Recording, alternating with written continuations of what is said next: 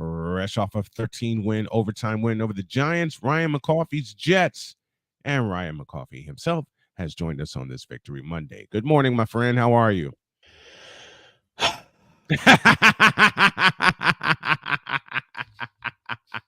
We're the luckiest GD team in the NFL. Oh my God. Because y'all should have lost that game. Easy. They should have lost that game, but they didn't. Right. I can't explain how. I can't explain it either. I don't know why they come out so flat after their bye week. Yep. And that was my one fear I forgot to mention on 10 Good Minutes with Wise El Jefe. Shout out to Wise for being a willing participant in that experiment. And that's a great series that you have going, 10 Good Minutes. And that's great. Yeah. That was a great episode with Wise. Thank you. Yeah, please check it out. If you I'll probably do another one this week. Maybe do a couple. We'll find. We'll see. But yeah, I was after the Giants was going. We're going for that. It was supposed to be the dagger field goal by Graham Gano. I said in the private chat. I said to Wise, I'm like, congratulations, man. Good for your Giants. You came out and you put a whipping on us. Mm-hmm. And then he missed. And then he missed that field goal.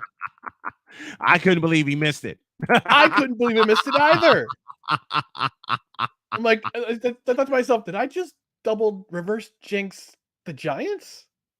And I'm not taking any credit for it. I'm not taking any credit for it. Then Zach Wilson decides to finally put on, all right, it's time for some urgency. Zach Wilson decides to play Superman for about 2 minutes. Got to talk about that after this. But yeah, 2 plays, 58 yards in 2 plays. Yep. Set up the game tying field goal. Mm-hmm. Then the defense does its thing in overtime to force the ball back to the Jets to get that pass interference. They get 2 pass interference penalties, which sets up the game-winning field goal, and Jets walk out of MetLife with a 13-10 win. And I'm still in disbelief.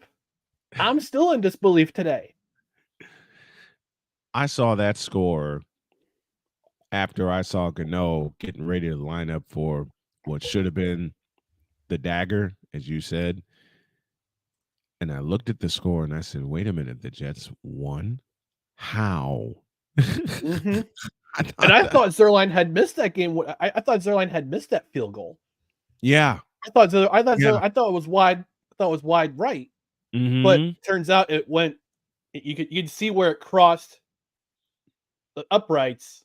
Mm-hmm. And the camera angle. I have another group text with my brothers and my nephew, and we're all in disbelief. My nephew was in disbelief. He's like, "That was good." My brother and one of my older brothers said the same thing. He's like, "That was I can't believe that was good." Like, who do you think also thought it wasn't good? I think I thought I was like, oh no, that's not good. And all of a sudden, I thought he missed it. I'm going, no way. I thought he missed it.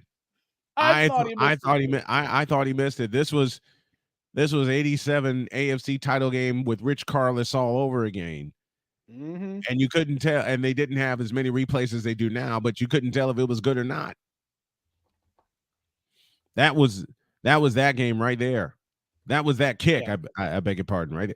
It's like, you're a CFL fan like I, so I can make this reference. It's like the Calgary Stampeders backing their asses into the playoffs, and to this moment, with the playoffs beginning next week, we don't know how the hell it happened. No. And I'm gonna try to do a preview with 10 Good Minutes this week for the CFL playoffs for the East and West semifinals.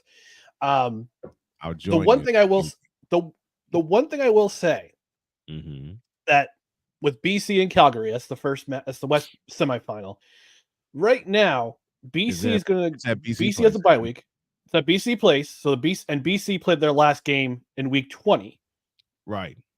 So, but they lost to Calgary. So even though BC will be well rested, Calgary will have the psychological advantage. Because they absolutely whooped them. Yeah, they went to BC place and stomped them. Yep. And then last week against Winnipeg when they're home at Winnipeg. And by the way, I love snow games. I love snow games. But I watched the highlights while I was having lunch in New Jersey, and I did turn and burn this past weekend to southern New York and New Jersey, and came back. Mhm. But I was watching the highlights, and I'm going, yeah, that's just two teams just putting their backups in. They know that they've earned their playoff spot. Winnipeg has the Yep. extra week to rest, Mhm.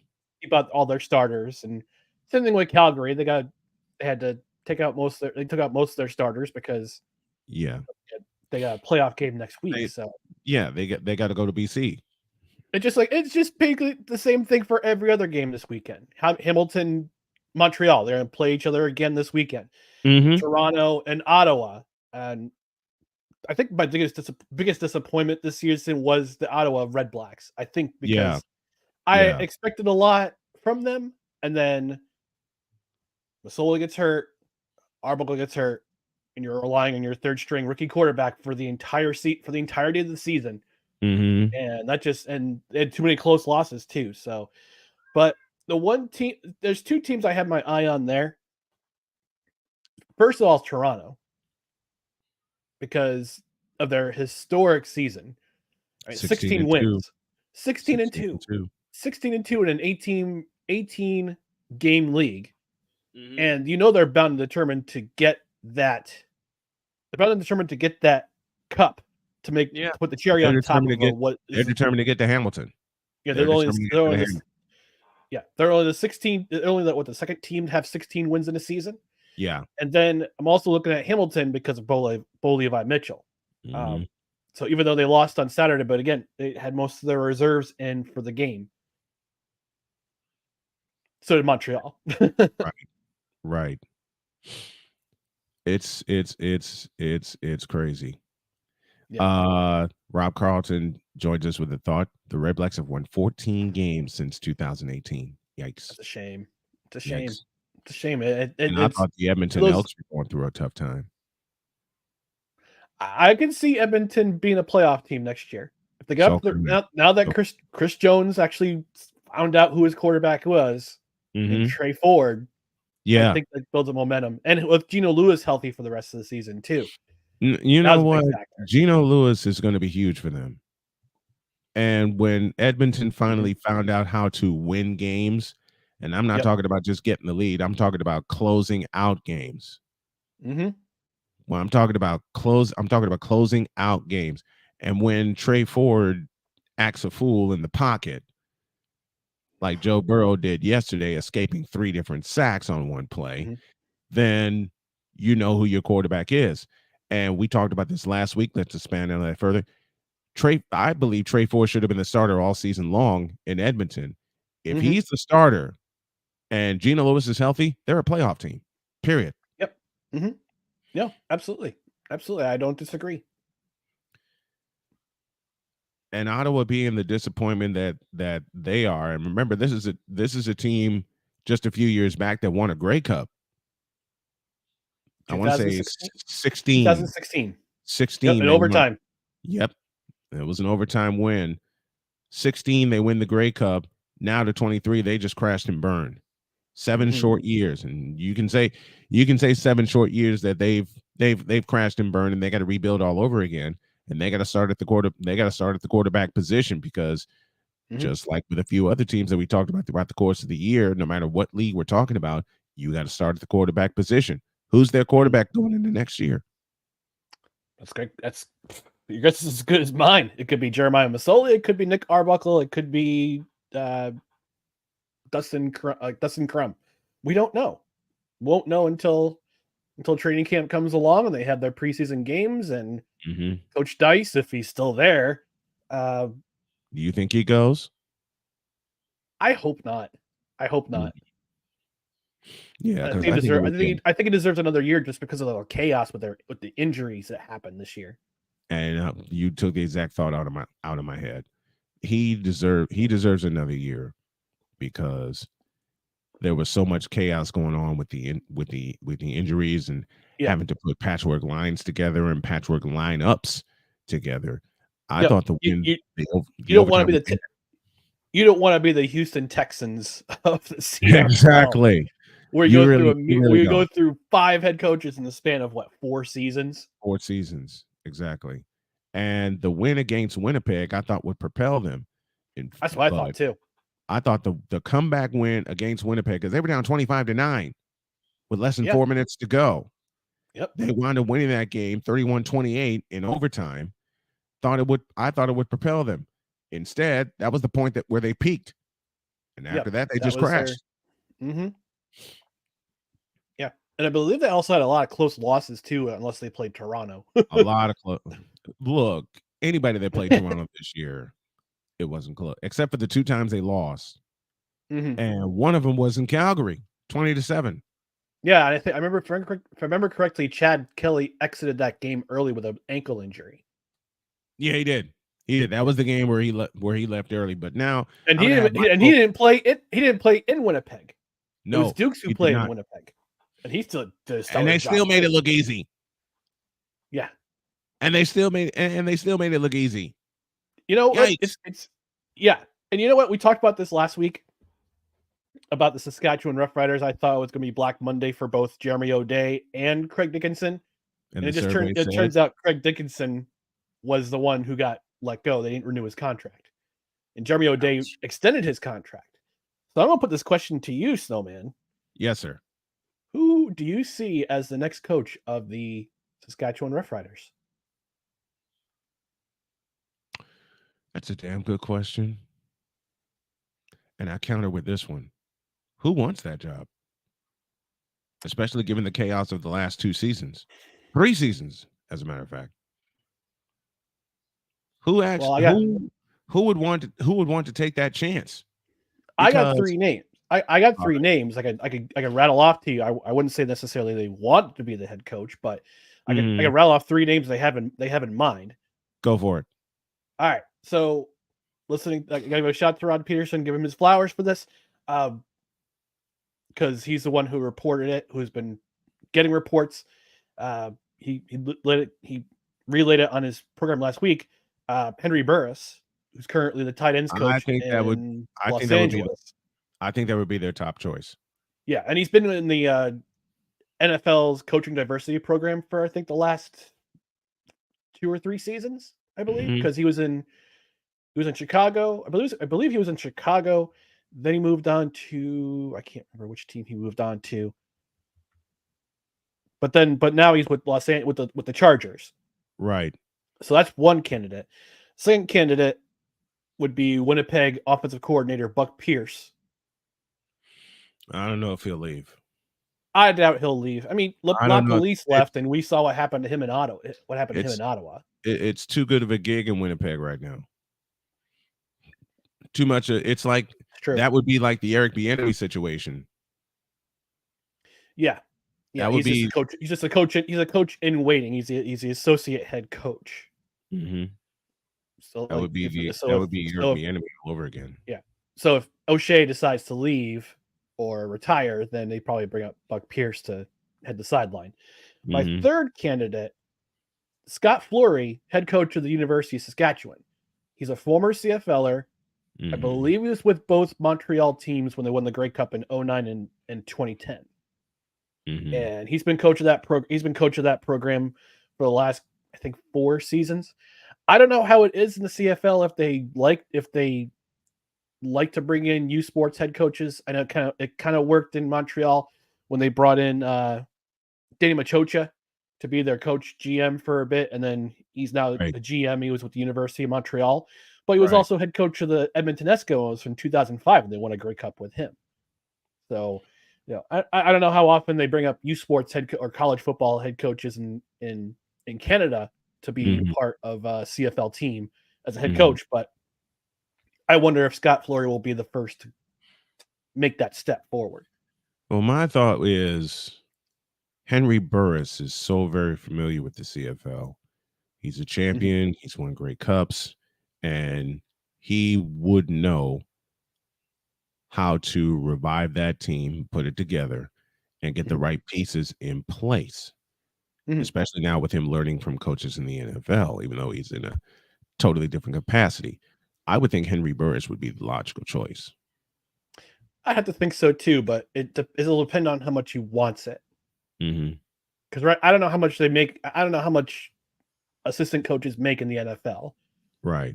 But you got to imagine it's a pretty nice chunk of change. Mm-hmm. Plus Do you think he he's been an analyst on TSN, and mm-hmm.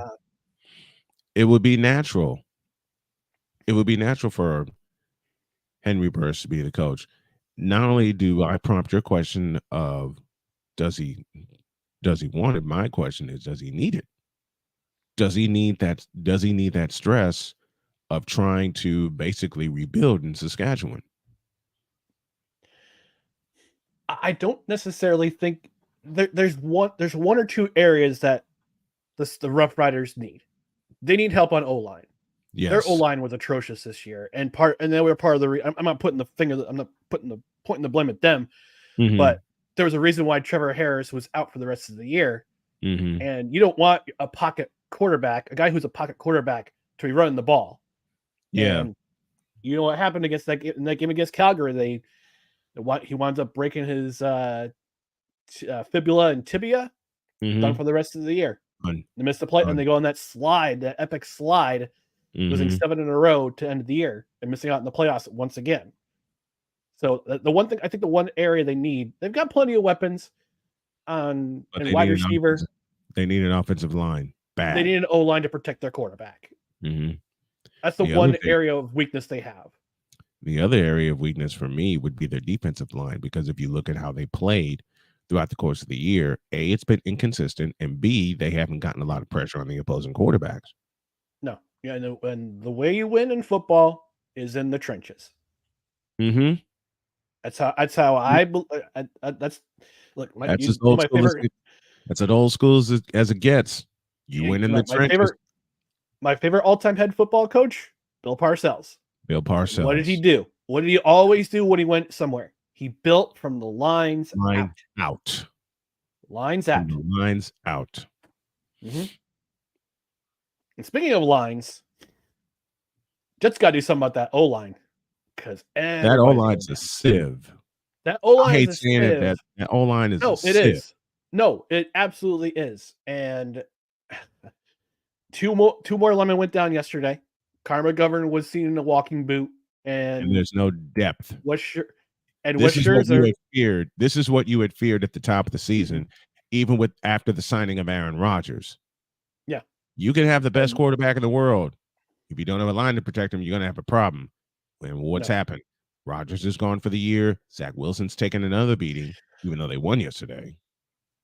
Rodgers might be coming back, but I don't know what kind of magical healing powers he has, swimming with dolphins or being in a hyperbaric chamber. I don't know what he's doing, but he's on the field yesterday. He's tossing passes. He's bouncing around on his foot like nothing happened to him. So now, I will say this: would that game have been a lot different if Aaron Rodgers was quarterback? Yes, I think it would be. I think it would. I think it would have been. I think it would be.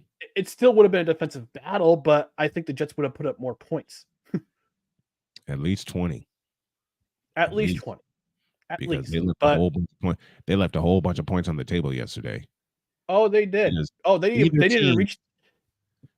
Either team could have walked out of there with a blowout victory. Either team. Yeah, if they had capable offenses. Mm-hmm. And got me up.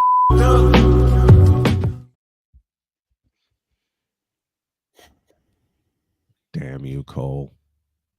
Cole Johnson. Damn you, Cole. Oh, sorry. And Tagalong says hello. Hi, Tagalong. I'm sorry.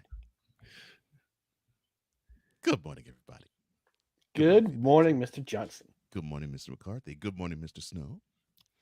I know you're happy considering that the Jets eked out a bowling shoe ugly victory. Oh, it was double bowling shoe pug fugly game. Pug thugly. Wow. Pug fugly. We got to start using that pretty much every day. We got to start using that. Oh my goodness. Pug Fugly. Double bowling shoe, Pug Double bowling Fugly. shoe, Pug Fugly. And anybody who has anybody who's gone bowling know how ugly those shoes are. It was ugly. Dear God, it was ugly. Ryan McCarthy joining us as he does every single Monday on the program, talking all kinds of football. And thank you for joining us, my friend. Very, very much appreciated. We appreciate it. I do need to address a couple things. Not address a couple things, but I gotta give a couple quick shout outs. First of all, R.I.P. Rest in peace, Matthew Perry. Man, Yes. that was way too soon. And the one thing I'm discovering is that he said in an interview, he says, I don't want to be known as a guy who was just on Friends. I want to be known as a guy who helped people. Yeah. And when he went to rehab, I guess he established his own rehab for alcohol and substance abuse. So gone too soon, way too soon. So rest in peace, Matthew Perry. Way too soon. Second thing, congratulations to the South Africa rugby team for their repeat of the World Cup. They beat New Zealand in the World Cup. All three of their knockout stage wins were by 1 point. Nice. Against France, host France, against England, and against New Zealand. Thirdly, very nice. And I know how you talked about the Kansas City Chiefs loss yesterday to Denver Broncos. I gotta give proper flowers to my co-host Dustin because he addressed this last week. And he said about that offense, he said to the extent that I don't get why this offense isn't as explosive as it has been. And I can point to one reason why. Look at who their offensive coordinator is. Yep. Look what happened with, and they miss Eric Bieniemy. They miss Bieniemy so much because they're not having as much fun. Matt freaking Nagy, the man who ruined Mitch Trubisky, because Trubisky would have been a hell of a quarterback if Matt Nagy didn't get a hold of him. That's all I got to say. Yep. If Matt Nagy didn't get a hold of Mitch Trubisky and turn him into check down Trubisky, then Trubisky would be, dare I say it, he'd be the Bears franchise quarterback if Matt Nagy wasn't the offensive coordinator. Yeah. And now you're seeing what would have happened in 2018. Now you see what would have happened if the Bears had drafted Mahomes. Yes. And you're seeing it before your very eyes what Matt Nagy would have done with him if he was the Bears head coach and Mahomes was. Because you're seeing it right now. What's his quarterback? Yeah, you're seeing it right before your very eyes. You're seeing Pat Mahomes being pedestrian. Very, very, very pedestrian. Yep. Very pedestrian. All right. Thank you, Ryan. When are you on next? Wednesday at 8 p.m. Eastern. Because of Halloween, we're going to be delaying. We're going to be delaying the live show. So we're going to go on live on Wednesday. One more quick appeal for everyone. I'm going to put the link in the chat for Dustin. He's raising money for a local children's hospital. He's going to be playing video games for 24 consecutive hours, starting this Saturday night, or this Saturday morning at 9 a.m. We'll be playing video games for 24 hours straight to help raise money for this great cause. Cool. So I'll put the link in the chat.